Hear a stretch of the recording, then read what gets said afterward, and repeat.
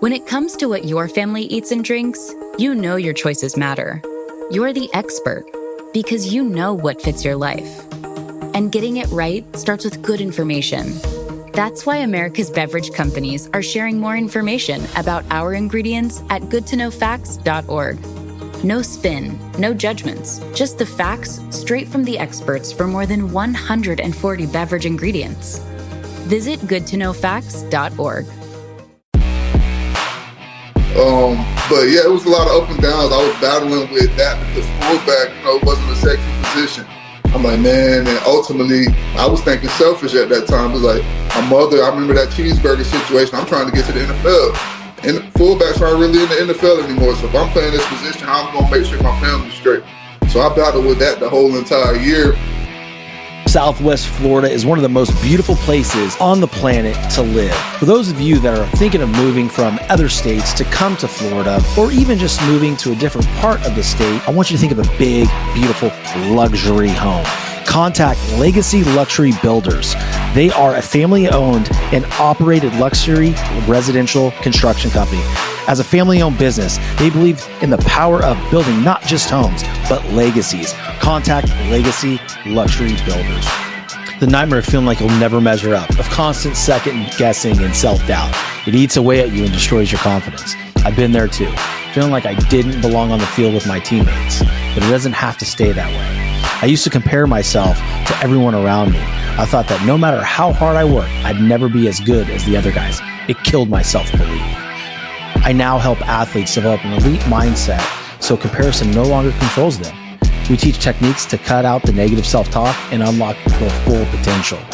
Imagine stepping into the box when it counts the most and feeling totally confident in your ability, feeling invincible instead of insecure, ready to seize the opportunity instead of shrinking from it. That's the mindset I help athletes develop. Don't waste another minute on comparison and self-doubt. Take control of your mindset and become the confident, unstoppable competitor you are meant to be. DM or comment below to get started with Edge and transform your mental game. What's up, everybody? We're back with another episode. I am your host, Shawn French. And before we get started with this episode, I want to encourage you, if it's the first time you're listening to the show, hit the subscribe button and binge watch or listen to all the other episodes because they are equally as amazing as this one is about to be. Today, we're going to learn about a great dude who is a NCAA football national champion, a retired NFL football player. He's an entrepreneur, film producer, best-selling author, and he truly believes that no matter where you are in life, you can win. So you're about to hear a true homeless to the NFL story. I want to welcome my boy, Freddy Stevenson to the show. What's up, man? What's up, man? I appreciate you having me. I know we've been trying to do this thing for a while, hit a few road bumps, but I'm glad we're finally back doing it. I mean, we're finally back here doing it. And for the audience, give them a little context, man, we live some busy lives, right? And it's funny because like when I try to do things off the calendar, like just kind of off script, I get screwed up completely, and then the last time you dealt with a car accident, which held you up.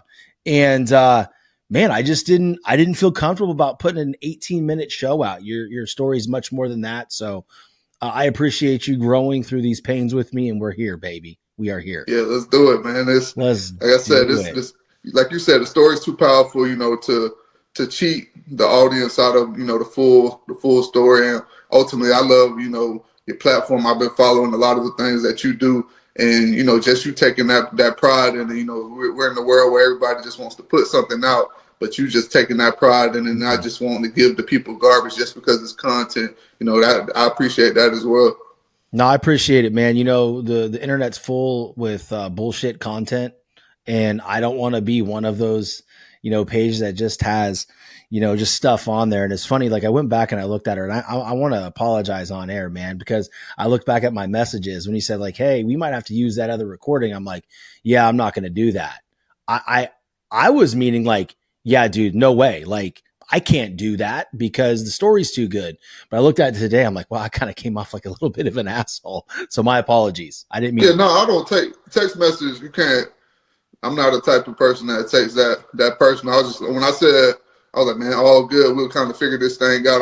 Whenever I find some free time, we'll figure it out. But yeah, I'm not a person that gets in my feelings over text message because it's easy to read into things the wrong way.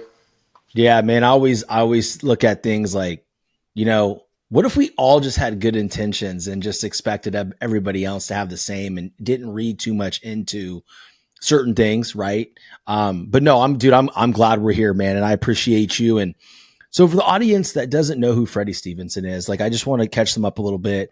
National NCAA football national champion at Florida State University, played football in the NFL, and has a truly amazing story. And I just want you to take the time now to kind of start from the beginning, man. Just your origin story, brother. Let's hit the audience with it so they can know fully what they're about to get into.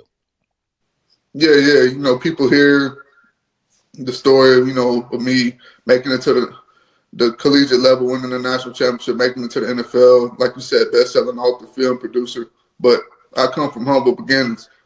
Early in my childhood, my family's homeless, bouncing around from place to place because my father at the time is in prison for drug trafficking. It's like a huge kingpin in the area, and they're trying to charge him with a double life sentence because I think this is his second time getting charged, and the judge tells him the time before that if he sees him again, he's not getting out. So then he comes back to the judge, and they try to give him a double life sentence. So he's fighting for his life in there. And my mother, she's struggling, working two, sometimes three jobs just to make ends meet. And it's tough for us, just even at times, it's hard for her to pay for the baby's diapers, and we're all over the place. And the tough part about it is a lot of other people that are in our situation, in our area, they're struggling as well. So you can't always get the help that you need. And we find ourselves homeless at times, bouncing around from place to place. And it was tough. But you don't necessarily, like I said, you don't know how much you're struggling because everybody else is struggling. And I remember a day in particular where it kind of hit me how much we were struggling. We had been staying with someone at the time, and she kind of got fed up. Like she was starting to turn off the air in the house, turn off the lights because we're kids. Kids do what kids do. We're running up the light bill, turning on the lights, and turning down the air when we get hot. And she found herself at one point turning the air off to kind of try to force us out of the house to where the point where my mother's letting up the windows at night. And mind you, we're in a neighborhood that's like a high crime area, shootouts happening all the time. So letting those windows up, it's likely that somebody's going to try to break in the house, but she's just letting the windows up, ultimately hoping that it cools us down long enough to where she can let it back down before any trouble comes by. And fast forward a few days, one of my siblings breaks something in the house, and we get kicked out. So we find ourselves homeless again, and we don't know where we're going to stay this night. So fast forward throughout the day, it's like 8 in the evening. We hadn't eaten. And by this time on most days, worst case scenario, we all would have had like a loaf of bread or something. And my baby sister starts crying. And my mother just gathers everybody up, brings us together, tries to calm us down, tells us that everything's going to be okay. And she just starts walking us around. And mind you, at this time, we're not really around any restaurants, any stores, and we're homeless. So we know that we need some hot food. And we start walking for probably, it lasted like an hour or so. Then we come up on a McDonald's. My mother walks us inside, orders a cheeseburger. Me and my siblings are looking around like, hold on, what's going on? And we don't know she only has $1 to her name at the time. So she orders a cheeseburger, and the total comes out to $1.05. And realizing that she doesn't have the nickel, she asks the cashier if it's okay for her to get the cheeseburger without the nickel. And the cashier says no. So we watched my mom have to go around McDonald's and ask somebody to loan her a nickel. And everybody's watching us. And this went on for a little bit, and after a while, somebody was generous enough to give her the nickel. We're embarrassed at this point. She gets the cheeseburger, walks us outside, and then she starts slicing the burger up into 5 pieces. Mind you, there's 6 of us. But we're hungry. We're not thinking of it. As kids, we just start eating immediately. And as we're eating, my older sister notices that my mom isn't eating. And she asked her why. So the rest of me and my siblings that were eating, we stopped and we offered our mom a piece of our individual slices. And she burst into tears and was like, no, y'all keep eating. Turns it down, tells us to keep eating. And this moment, it stuck with me my whole entire life because we struggled, but we never saw our mom sweat during any of those moments through everything. But that moment kind of made you realize, like, this is rough. And ultimately for me, that lit a fire in me. It's like, man, I know a lot of people in our area are struggling like this, but this cannot be the story for my family. This has to change at some point. And if I have the power to do it, I'm going to do it. I don't know what it is, but I'm going to find a way. So that was kind of my, my childhood. Ultimately, you fast forward later, my dad gets out of prison. Hey, Freddie, I'm sorry. 1 second, bro. I don't want to stop you real quick. How old were you at that point, man? I was around maybe like 3 or 4 years old. Shit. Yeah, and I'm at the point, certain moments from that era, you don't really remember, but moments like that, they just stick with you. Never forget it. Like, it's crazy because I remember that moment, but I don't even remember where we slept that night. But I remember my mom crying. That's a core memory, man. That's a core memory right there. Even though it wasn't, a happy core memory, the one woman that had y'all's back was your mom, and you saw her pain, and it just stuck with you. It's, there's no mistake of why you've become successful, right? I don't want to derail the conversation too much. I just wanted to know how old you were because, to me, that was just for some reason important for the audience to have context and just understand, they may have 3 or 4 year olds and now this story hits them a little differently. Right. Yeah. So it might get them to feel a little more grateful for where they're at in their life. Right. And what they're able to provide for their kids. So anyway, I digress. My apologies. Go ahead. Yeah. So I'm like 3 or 4 at the time. And then later on, you fast forward, my father gets out of prison and we get some help when he gets out. For a while, it's kind of hard for him to get a job, as a felon. And we get some help financially, moves us to a better area. And they put me in the sports. And the sports thing was, ultimately, them giving me a football and believing in me. And then once I find out that I'm good, it's like I want to make them proud. But ultimately, I'm thinking back to that cheeseburger moment. It's like, man, they take me to this area where I'm the only kid. Like, I'm the only kid from the inner city in the area. We moved to like a upper middle class area and we get some help. Because my father, his biggest thing when he got out of prison was, if I truly want to change my life, I can't be surrounded by the things that got me in here. So he wanted to get away from that type of lifestyle, and we needed help to do it. So some people were willing to help us out early on when we didn't have the financial, backing to do it. And that's ultimately how it played out.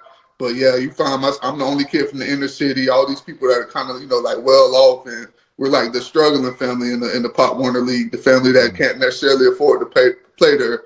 But then they find out this kid's gifted. They're like, listen, you don't have to pay. This is our guy. You don't have to pay. You don't have to pay at all. And everything ran through me on the football team. And once I found out that I was good, like they even put in a 2 touchdown rule for me. Like he can't touch the football after 2 touchdowns. Like I couldn't even snap the ball and hand it off to somebody else. I just had to stand around. But once I found out I was good, it's like, man, I'm going to use this to change my family's circumstances. My mother would never have to deal with a situation like this. Nobody in my family will ever have to deal with a situation like this. And that's what football became for me. It became that source, that tool that I could use to change my family's life. That's beautiful, man. That's beautiful. I caught something in there that I want to bring up. It's crazy to me, and this may be an odd question for you, but I see it a lot, right? I see it in baseball, at the Little League level, et cetera, and just all around, even travel ball organizations. And it's like, why is it the kid that is a stud, that gets that financial help, right? It's almost like they use it as the key determinant sometimes to be like, oh, this kid's a dude, man. You ain't got to pay. But if you had 2 left feet, would they give you the same opportunity? And so it just kind of begs the question of like how early the identity and the judgment of the youth based on how good they are at sports really starts. It's the reality of the world we live in is people use you for what they can get. So that's the bottom line, the tough bottom line of this world. And I have a real conversation. I'm a Pop Warner coach now. So having those real conversations with kids now, and getting them prepared for the world that they live in. Like, this world isn't always fair, and you won't always get what you deserve.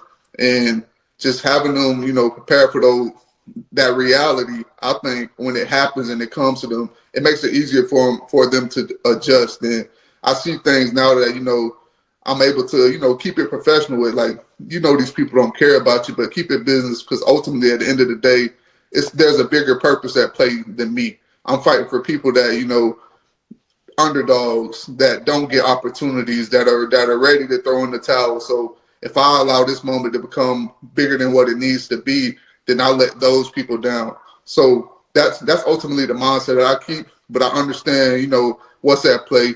People use you for what they can get, and that's just life. Word.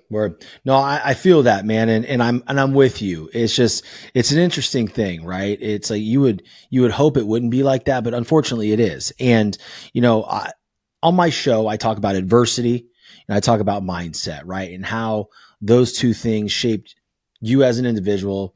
I mean, hell, man, you won a national championship, in college. That is amazing.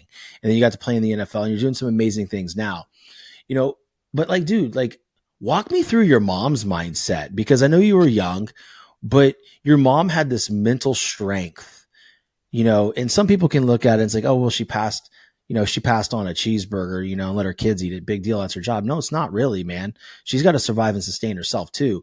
So what was it about your mom, dude, that just made her so strong mentally to guide you guys through some really tough times? A father facing a double sentence. That's not easy. That is not easy at all. Yeah, my mother, people ask me about, ultimately the mindset and how I was able to, get to where I was, and just really modeling myself a lot after her. And when you talk about a straight dog and go get her, like, she's not gonna let anything to break her. That's her. That's why the moment with the cheeseburger was so impactful, because you never see that from her. She never allows anything to break her. She continues to push, and then that moment got to her, so it stuck with me. But ultimately, just the model that she set for me, just life's going to happen. You're gonna run into roadblocks. Adversity's going to happen, but how can you respond? And she has this saying that I put on all the back of my hoodies, and basically it's when you have overcome every obstacle that was sent for your demise, that is success. And just that's how she lives her life. Like, these obstacles, they're just tests. Like, and I have a saying, struggle made. Like, that's my Instagram platform. But just that's her, my mother. Like, she's lived her life by that motto, and I've just tried to follow it the best way I can. And even people, they're looking at me now and they're motivated, but I couldn't. I'm not half of, as strong as what my mother is, Yeah. And just trying to model myself after her. It's one of the things I really respect about you, man, because I pay a lot of attention to what you got going on too, man. And for those of you listening, I believe your handle is StruggleMade105. Is that what it is? Something like that? Yeah. So at StruggleMade105, it'll be in the show notes, but I want you guys to go connect with him on his platform, because you're going to see everything that he does for the youth. Dude, it's amazing to me, man. It's amazing to me. I can see the connection that you have with these adolescent student athletes. It's everything. It's everything. And it's crazy, because when I coach kids, it reminds me a lot of kind of how I approach things from a real life standpoint. It's not about the game. It's not about the decisions in the game. It's not about necessarily why your demeanor within the game matters, but it matters out there in life, beyond the gridiron and beyond the gates of the baseball field. And so I always try to correlate everything when I'm coaching on the field and then mentally with my athletes is like, dude, this is about so much more. This is about so much more. This is about everything you're going to face, and how you respond now is going to create that neuroplasticity in your brain that is going to solidify how you respond in the future. And I just think it's so important, for kids to understand it. Like, even an 11-year-old throwing his hands up when a coach, what am I doing wrong? Like, listen, that's how it starts. That's how it starts. And then what we have to do is we have to take control of that and teach them the right way to be on that field and how to respond to pressure and adversity, because they're going to face it their whole life. I mean, every single day I'm faced with something, brother. Like, I mean, I'm sure you are too, Freddie. It's like the moment I feel like I'm getting to one threshold, I'm busting through that wall. I'm like, okay. And then a bigger wall is there. And I'm like, holy shit, I didn't even think about that wall. I better start thinking ahead a little bit, right? Like, our job is to coach the youth to overcome adversity with their minds. Without a doubt. I'm with you. Yeah, and that's, that's ultimately something that, I try to do. And one of the things I went into 2024 with, this motto, nothing gets left on the table. So any way that I can, make an impact and utilize my gifts to the fullest, because I believe as human beings, sometimes we get complacent. It's human nature. You get complacent and, things are going well and you like, chill and, take a break and enjoy things. But ultimately, when I leave this earth, I want to leave everything here. Like I utilized every single gift. And then God's like, job well done. You utilize every single thing that I've given you. And that's ultimately the mindset that I'm going into it with.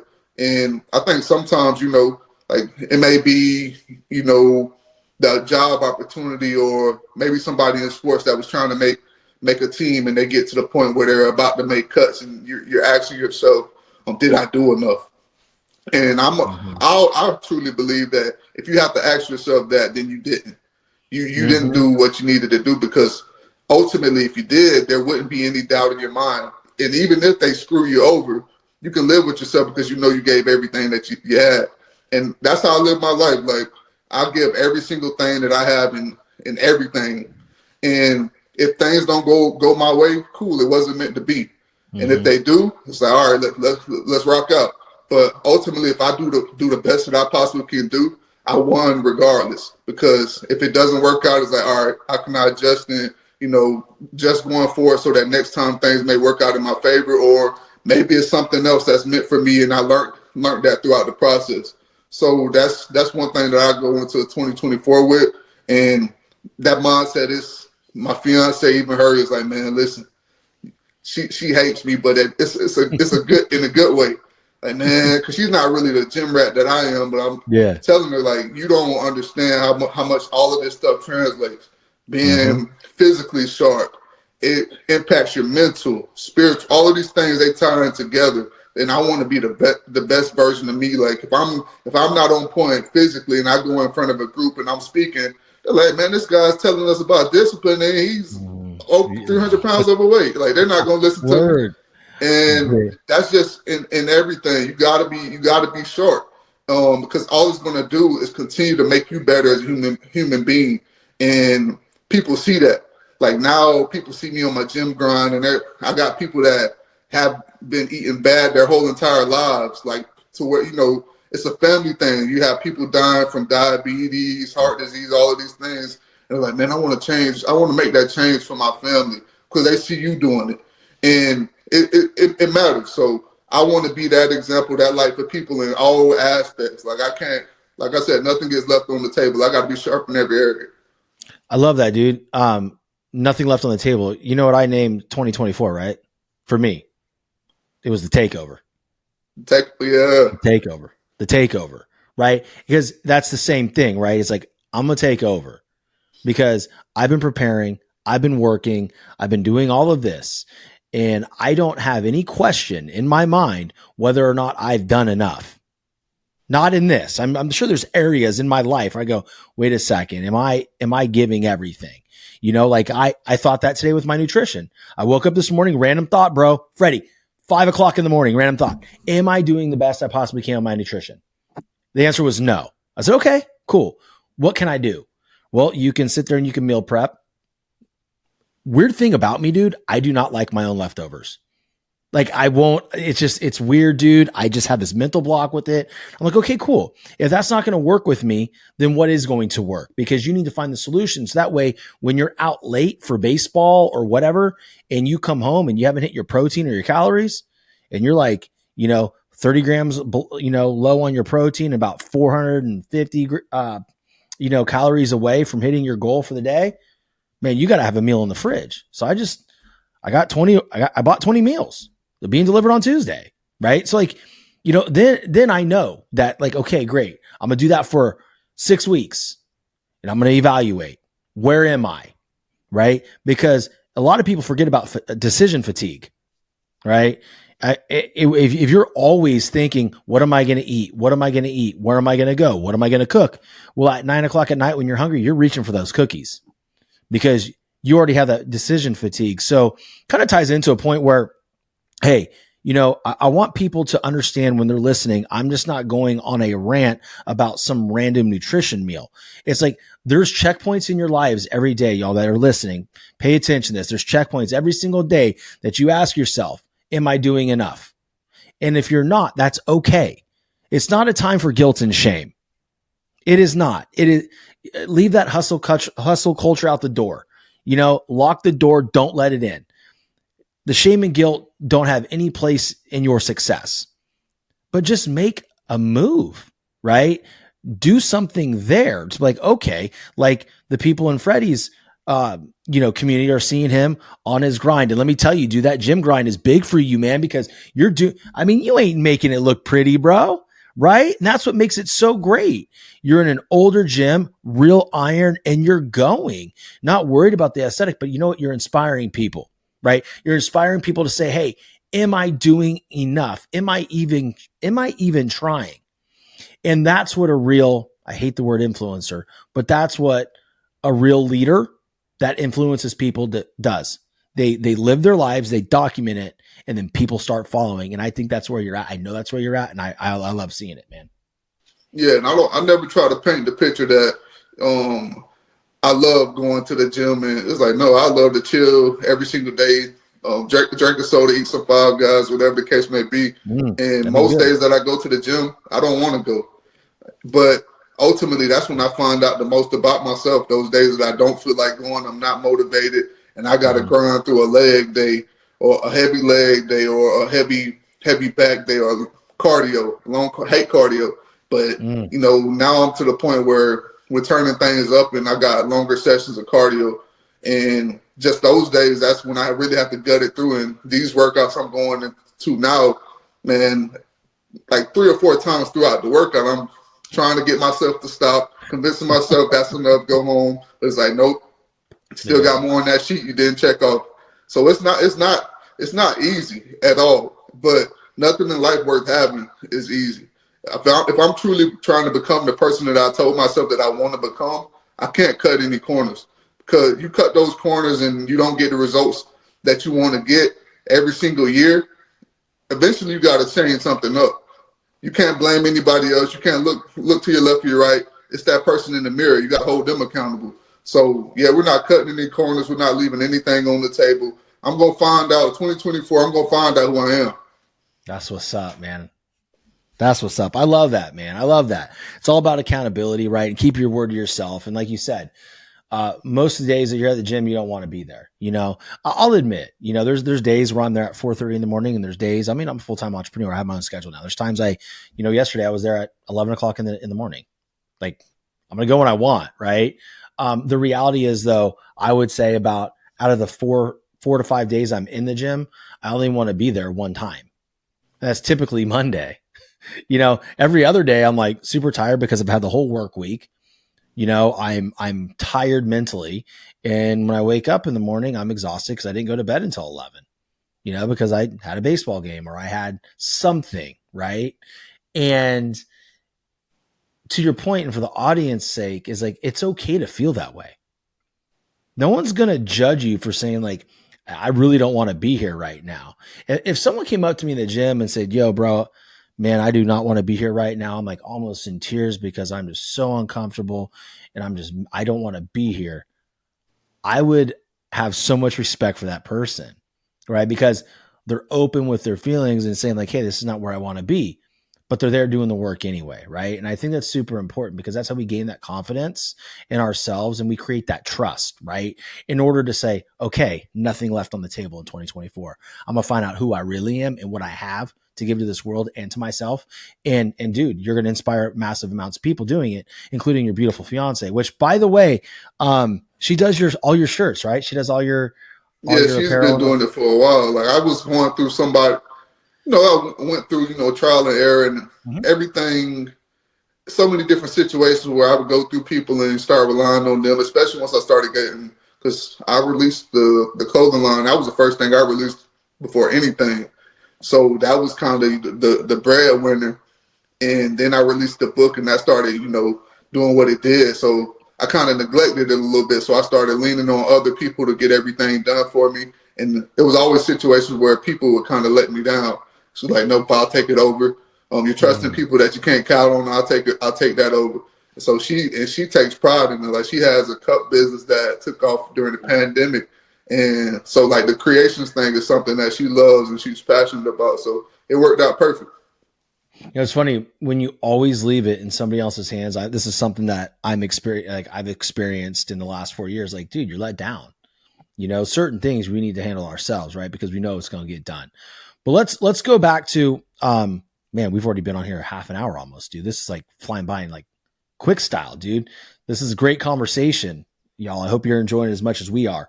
Let's get into your time at Florida State. And then going into the NFL and just talking, walk people through that journey. Did it look like what you wanted it to? Was there adversity there? What did it mean to you and your family? All that kind of good stuff. Yeah, Florida State, it was full of up and downs. Everybody, even the national championship year for me, because ultimately the national championship year, I'm playing fullback. For those of you that don't know, I came out of high school as one of the top linebackers in the country, recruited by everybody. But my junior year, I had an injury that doctors told me at the time was career ending. I break my fibula, break my ankle, lose all the cartilage in my ankle, and I break a few bones in my foot. And I was the first person, people don't know this, but I was the first person in the state of Florida that had to have the cartilage and like injection surgery. They injected some gel in my foot to try to recirculate the cartilage in my ankle. I was the first person. I was a test dummy for that, and that was like 2012. So yeah, that was a crazy process, but it's crazy now to see the people that had the same injury that I had, and they bounce back so fast because they have the research and of course they have. Mine was high school. There, a lot of people obviously have now. They're in organizations that have the resources to kind of get them back faster. Versus the doctors are telling me like your only worry is being able to walk. You're not gonna play again. So yes, I still struggle with that leg now. So fast forward to Florida State, I come in and they give me an opportunity to start as a freshman at linebacker. I come in the spring and I kind of shock everybody. And so I come in the summer. They're like, man, you got to put on some weight, and that pride kind of kicks in. You're like, man, I want to be one of the first freshmen in a long time to start at linebacker. Kept hearing that from people in the hometown, like, there hasn't been a freshman linebacker that came in and started at Florida State in a while. So that pride kind of kicked in. I'm a guy that at the time I'm like 210, and my game was built off speed. So I literally, in the summer, I go from 210 to like 235-ish, 237. That's a lot of weight fast. Yeah, bro. And that, mind you, I'm still dealing with the leg issue. It wasn't the issue when my weight was lower, but as soon as I put on that weight, I could not move anymore. Not that first year. So I'm seeing plays, I'm diagnosing everything, and I can't get there. And I remember the staff, they're bringing me in. They're like, yo, what's going on? Is something going on at home? Like, this isn't the same player we saw in the spring.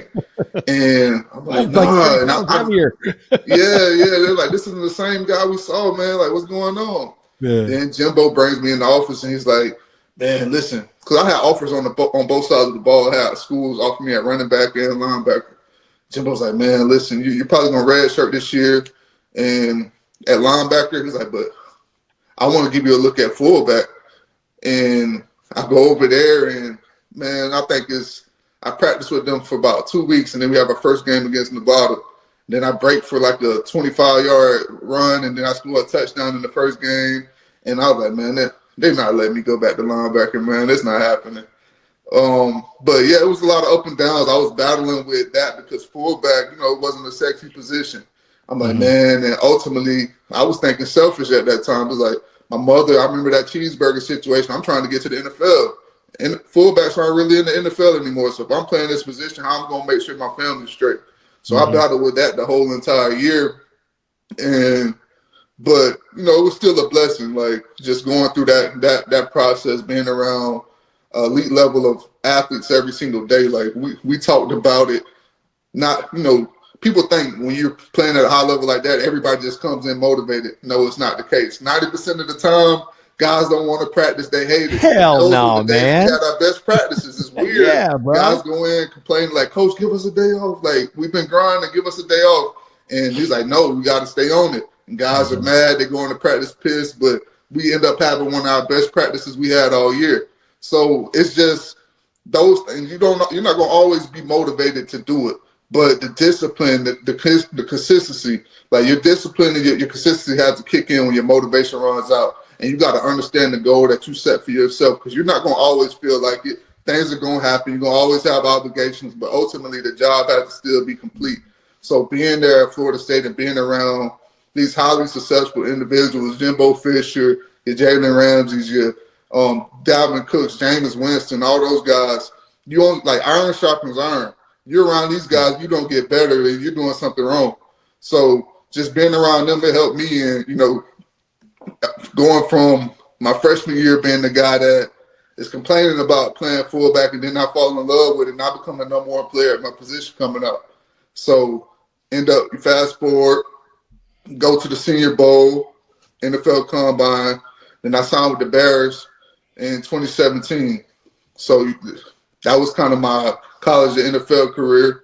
Then in the NFL, that's kind of why my first stint with politics at that level.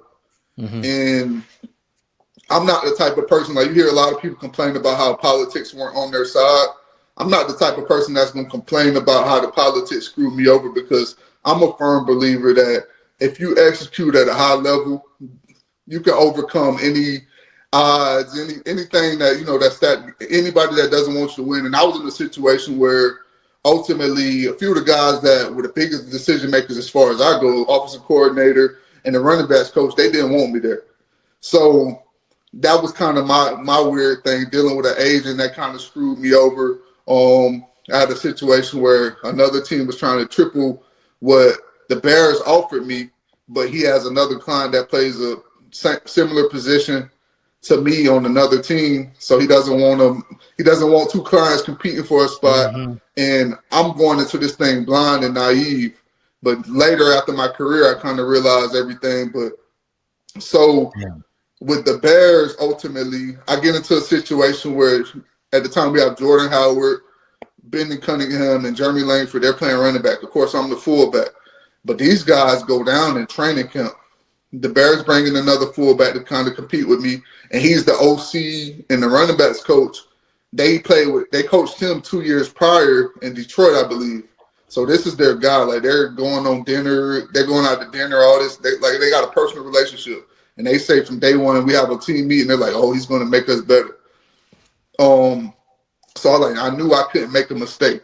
He wasn't going to beat me out physically. I'm more gifted than him. He wasn't going to outwork me. It wasn't going to happen. But this is their guy.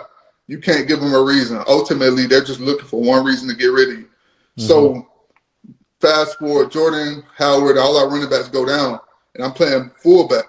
John Fox comes in. He's like, "We're not going to sign any running backs. We got Freddie. You can play fullback and running back. Freddie, I hope you're ready. I hope you're in shape, because you're going to get double duty."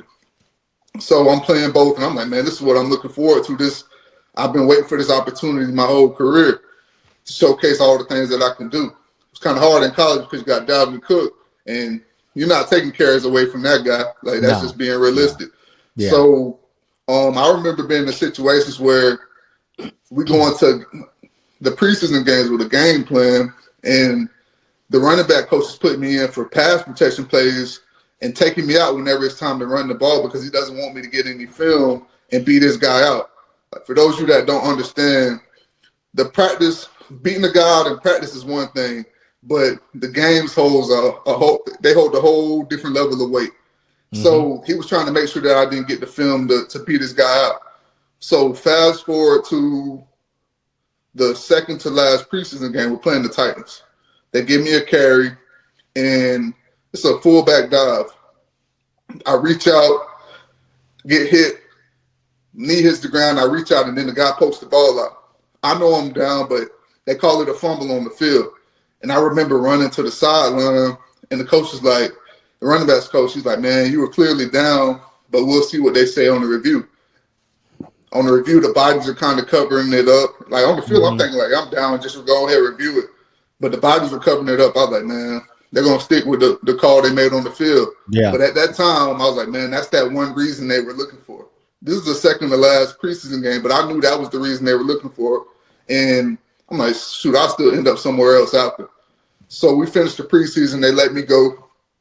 And I remember meeting with other teams, and now this narrative comes out that, oh, why didn't Freddie beat this guy out? And now it's circulating that I'm a bad character guy, which is weird for me because coming out of college, the biggest check mark next to my name was my character. Yeah. Everybody, team captain, high character guy, everybody loves him. They used to always make jokes like, man, are you paying everybody off? You're the only player we found in this draft that has no red flags. And so to see this coming out, I kind of knew it was somebody within the organization trying to paint this narrative, but it was outside of my control. All I could do was, kind of move forward. But I remember, I think a workout that I had with a team, and I came in at 245. And mind you, this is the way that I played that my whole entire career.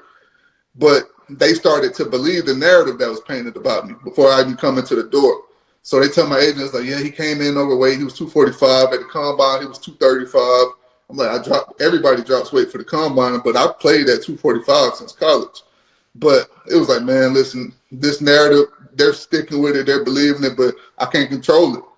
So ultimately, I bounce around and I never get on the team. Then I go to a developmental league, the AAF, Alliance of American Football. And this is the league where the guys doing the fraud, the developmental league to get guys back into the NFL. That league folds. And at this point, it's like, man, I don't think the NFL is meant for me. Because for most people, the situation for them is they're just not good enough. But that's not my story. So I believe that God is trying to direct me to do something else. And it's weird because I'm so young at the time.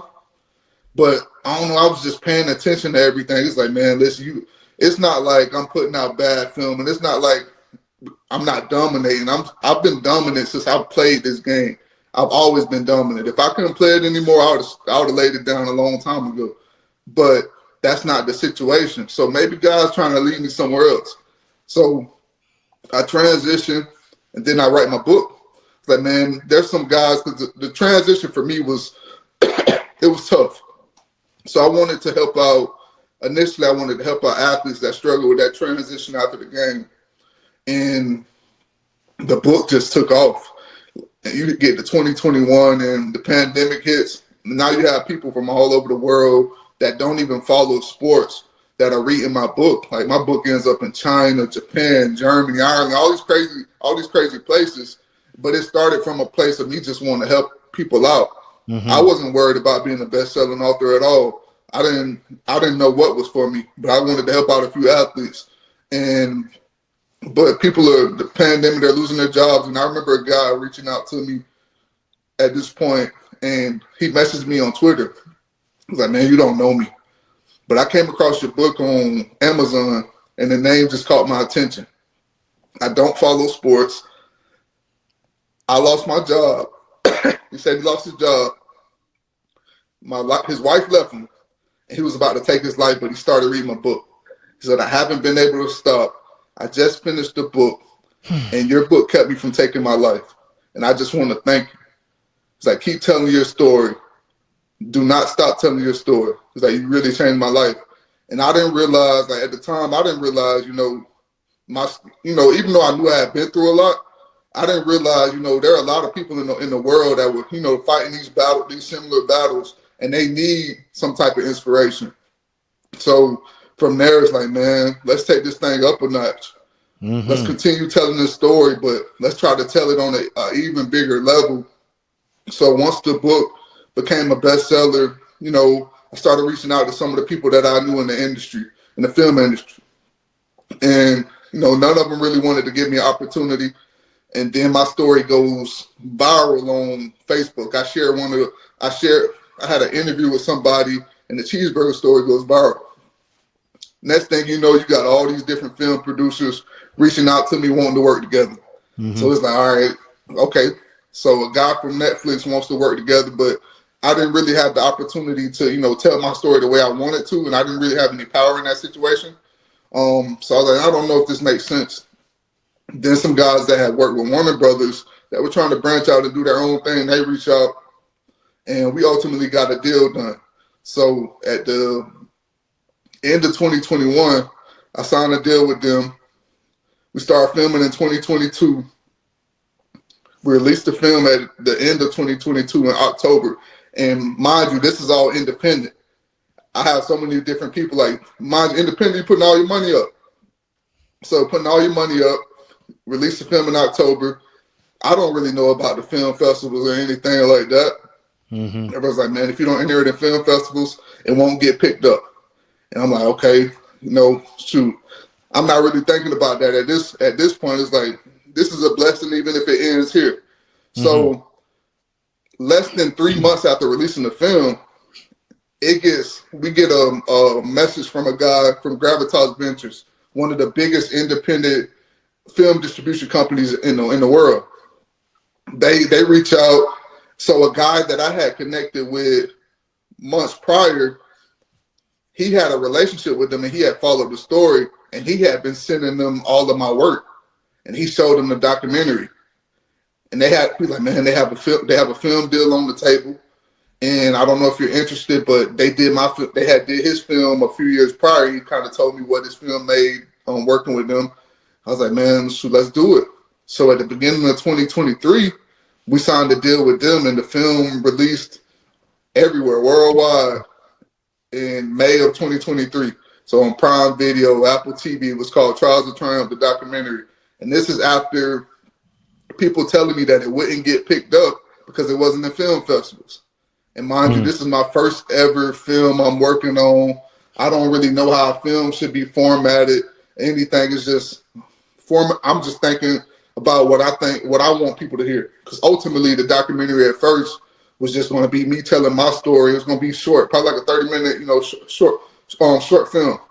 But I was like, man, nah, I don't want to just tell my story. I want to bring in other people telling their trials of triumph stories, so that no matter who watches this film, they'll find somebody that they feel like they can relate to, because life's real. Everybody's not going to relate to a national champion or NFL player, but they can relate to your everyday person that's still trying to fight and grind their way through, or your person that was at the top and they lost it all. Like, those type of stories need to be heard. Like, celebrities are cool, but you got everyday people that are superheroes to me. And I wanted to bring in people from all different walks of life for this and ultimately make an impact. So that's the message that we tried to get across with it. And we did that. So we'll see where things go from here. I know it's just the beginning. That's amazing. And I want to, land the plane here, but I want the audience to take away something really, really big from here. And it is within the last 5 to 10 minutes of what you were saying. I mean, they could take a bunch of things, but I want them really to dive in on this. It does not matter what other people say or feel about what you're doing, as long as you can believe in it and you truly believe it at the heart, at the core of you, and you're giving it everything you got. You have to understand that God has a bigger plan, and if he's for it, there's nothing anybody can do to stop it. So you stay the course. And it's funny, I'm going through something similar right now, and I'm listening to you, and I'm just completely mind blown, and my wheels are turning, because I'm going through this massive growth opportunity, and there's just a lot of things kind of fluid with it right now. And I got one group saying this, I got another group saying that. That's not going to work. This will work. That won't work. And I'm thinking, oh my gosh, right? What's going to happen? And then I have my wife, who's my business partner. She's more of a silent partner, right? You don't see her, she's not like the image of the brand or anything, but she's my confidant. This is like, hey, babe, this is what's going on. Like, where are we at? And she goes, yeah, none of this matters. I'm like, it absolutely flipping matters. And she goes, no, that's not what I'm saying. She goes, I already know the ability you have. You're already gifted. We know that. And if this is what God wants, he's going to step in at some point, but you got to allow him. And she goes, I'm just going to let you know, if I have any apprehensions about anything, we're not doing it. And then I pipe up, like, what do you mean? You just can't jump in now. Like, I'm in this every day. She goes, no, I can and I will. I can and I will, because I see things differently. I'm seeing them objectively. You're in it, right? You're in it. But, you know, I guess what I'm saying to you, Freddie, and to everybody who's listening, it's not for us to figure out. It's not for us to figure out. You know, there's certain templates and there's certain, you know, processes that you usually go through, like with films, go to the festivals, but it's not the end all be all. Clearly it's not, right?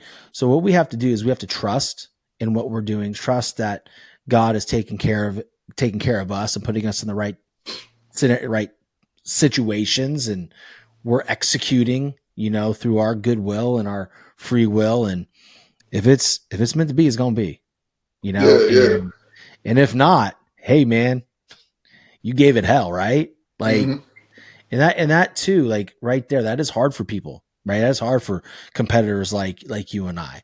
Like I thought when baseball was over, I was like, how could he take that? Like, honestly, I questioned him. Like, how could you take baseball away from me? It's the only thing I know how to do. It's the only thing I'll ever be good at. And now I'm sitting here. Right. And my experiences have led me down a road to help athletes. And dude, I have 3 Division I athletes right now that are putting on their cleats for opening day, that are my clients, that I've helped over the last 5-6 months. And I'm just like this ball of energy, excited for them. I got one at Mizzou, got one at ETSU, one at FGCU, and they're all in the starting lineups, and they get to kick off their season, you know, and, you know, I get to see this transpire. Had I become the athlete that I wanted, I might never be in this position I'm in now. And I love to see others win. And even if it means I didn't win like I wanted to back then, well, I can relish in other success now. And that's what I'm about. So, man, I just want to thank you. You've provided a ton of value to the audience, and I really hope they go back and listen to this again. So if you're listening, go back and listen to it again, because there's so many lessons, guys. There's so many lessons in Freddie's story about determination, grit, faith, just motivation and discipline, adversity, and overcoming all the obstacles and all the adversity. That this is not a one listen episode. Go back and listen to it again, guys. And again, brother, thank you so much for coming on. I'm so grateful and blessed that we got to finally do the episode. And I know it's going to impact a ton of people. So I want to, before we leave, say one more thing to the audience that they can take with them. Come on. You know, ultimately not, believing the limitations that people place on you. If I would have told you that a kid that comes from the inner city that's been homeless made it to the NFL, after all the obstacles that he had to go through, you'd be like, no way, no way at all. And in sports, we see these inspiring stories. Everybody has a sad story, but nobody cares until you win. So for me to be telling my story at this level, after not being a Heisman contender, not being one of the, a Hall of Famer, career's long gone, didn't last long in the NFL, but people want to hear my story. Like, I just literally last week had an NFL Hall of Famer reach out to me like, man, I want all your struggle made gear. And he wants me on the show. So, but that goes to show you, no matter where you're at in your life, you can win. And God is always moving, even when you can't see it. Like some of these situations, like with the film, God is setting people up, lining them up, and they're mentioning your names in rooms to get you opportunities. Like, I'm not even trying to get my film out there at the point, because I don't, I'm like, man, shoot, this was the big opportunity. But now you got people behind the scenes. They're like, man, I love this story. I want it to be heard by more people, and they're mentioning it.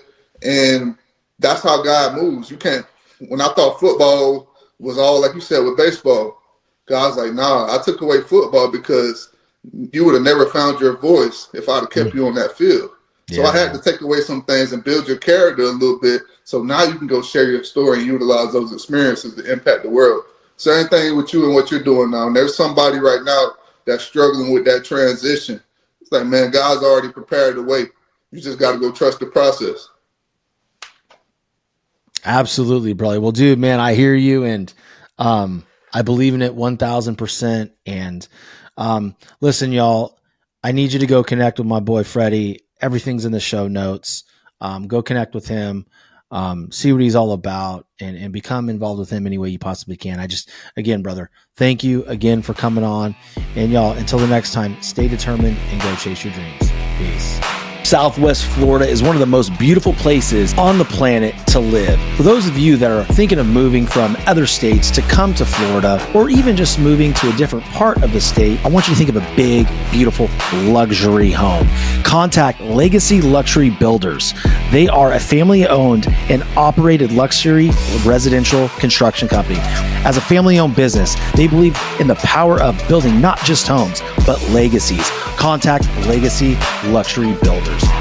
The nightmare of feeling like you'll never measure up, of constant second guessing and self-doubt. It eats away at you and destroys your confidence. I've been there too, feeling like I didn't belong on the field with my teammates, but it doesn't have to stay that way. I used to compare myself to everyone around me. I thought that no matter how hard I worked, I'd never be as good as the other guys. It killed my self-belief. I now help athletes develop an elite mindset so comparison no longer controls them. We teach techniques to cut out the negative self-talk and unlock their full potential. Imagine stepping into the box when it counts the most and feeling totally confident in your ability, feeling invincible instead of insecure, ready to seize the opportunity instead of shrinking from it. That's the mindset I help athletes develop. Don't waste another minute on comparison and self-doubt. Take control of your mindset and become the confident, unstoppable competitor you were meant to be. DM or comment below to get started with the Edge and transform